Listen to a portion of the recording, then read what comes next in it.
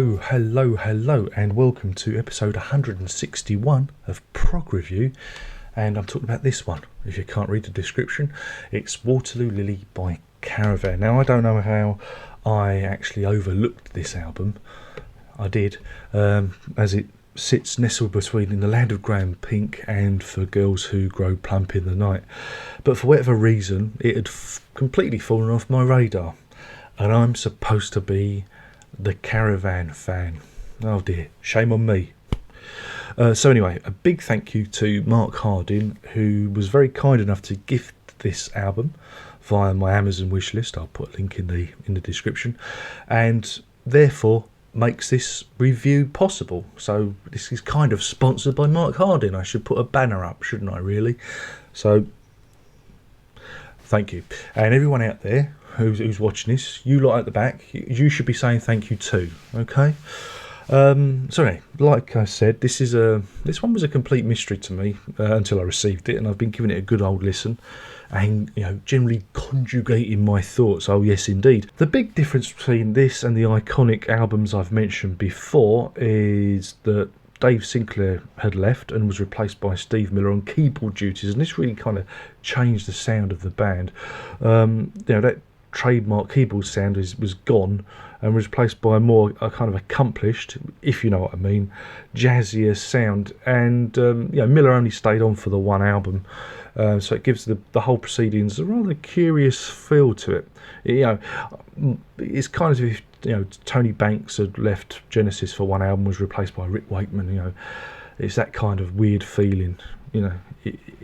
Probably not the best thing, but is that a good analogy? I don't know. This is the band's fourth studio album. It was released on the 19th of May 1972 and was recorded the previous November at Toddington Park Studios in London. Oh yes. It opens up with the title track, Waterloo Lily. Look, here she is. She's on the cover. And that is actually a detail from the tavern scene from The Rake's Progress by William Hogarth. Oh yes. We do culture here. We do culture here too. And by Jiminy, I will educate the darn lot of you, even if you like it or not. Oh yes, indeed. Prepare to get educated. The song deals with the exploits of the eponymous heroine. She's a lady of the night, if you will. And the band deals out euphemism and humour. You know what they do. They're very good at that. It's a kind of a good fun song, and it's a lot funkier and jazzier than what we've come to expect from Caravan. And I found it a bit jarring, because it's kind of Caravan, but it's not. That's what it felt like. Then we move on to Nothing at All, which starts with a bass solo and wah-wah guitar that sounds like Jazz Odyssey from Spinal Tap. I kid you not. And the band noodles on for 10 minutes, 23 seconds. Now, don't get me wrong, I don't mind Caravan noodling away. I don't mind. I like their excesses. I quite enjoy them. But usually they contain some melody or memorable moments. But this, to me, feels like filler. Noodling, bad jazz. Oh yes, and I did try and love it. I really did. I did try, but this is a creature that only its own mother could love. Yes, indeed. Meanwhile, songs and signs. I spelled it wrong on my notes. Returns to classic Caravan territory, and there's some great vocal interplay between Pi Hastings and Richard Sinclair, but it's a bit of a slight song, and it's gone too soon. I felt that they could have built on it and made it something a little bit bigger. It's a shame, but I liked it, but it's only my opinion. And then we come to something that's really interesting, an interesting part. Yeah, there is an interesting part. It's a song called Aristocracy. Now, I'm familiar with this track because it was included as a bonus song on the 2001 reissue of In the Land of Grey and Pink on that CD. And now I like that version. I think it's a really cool version. And then there's this version, and the production and mix of it is just it's beyond appalling. Now it's quite interesting to hold the two songs by side, because you kind of get a lesson in music production, you know, how to do it, how not to do it. You know, less is more, and when you try and overproduce something, you can actually lose the soul and the feeling of the song. So if you have the chance, you know, compare the two versions together, because they're quite different, though the same. Different but the same. I'm contradicting myself. You've got to hear it. You'll understand. But, you know, it shows how a good song is dependent on the mix and the production. So, yeah. Thankfully, well, this is a disappointment. It's followed up by the classic track "Love in Your Eye," and it's the magnum opus of the album, clocking at 12 minutes 31 seconds. And it, you know, in the gamut of Caravan songs, it sits somewhere between 9 Feet Underground and Le Berge du Sanglier, oh yes, and features some excellent flute from Jimmy Hastings and hornwork from Mike Cotton and Barry Robertson. They deserve a mention, because adding those musicians to the song really opens up the piece. It gives it an extra dimension, which is, you know, missing on some of the other songs. And it's a good extended piece and shows, you know, what the band can do, and actually shows up Nothing at All, because Nothing at All is a load of old toss, and this is good. And, you know, both of them roughly the same length. One's a diamond, the other one's a carrot. Then the album is rounded off by The World Is Yours, which is a riff that isn't that dissimilar from Travis's Flowers in the Window. I don't know if you're familiar with them, but it's got this little guitar riff in it that reminded me of that song. And again, it's a nice little song, and it's actually classic Caravan, and restores some balance to what is essentially a bit of a lopsided album. Again, it treads the same path as Golf Girl and Love to Love You, but, you know, that's no shame. This is 3 minutes 41 seconds of sweetness, and, you know, that's great. That's a good thing. The expanded 2001 CD, this, also features 3 bonus tracks, and there's a good little booklet, you know, with an essay in it, you know. The 3 tracks are Pie's June Thing, which is an acoustic song from Pie Hastings, which, you know, needs some development, as these tracks tend to. Ferdinand, again, acoustic vocal from him, goes really nowhere, didn't like it.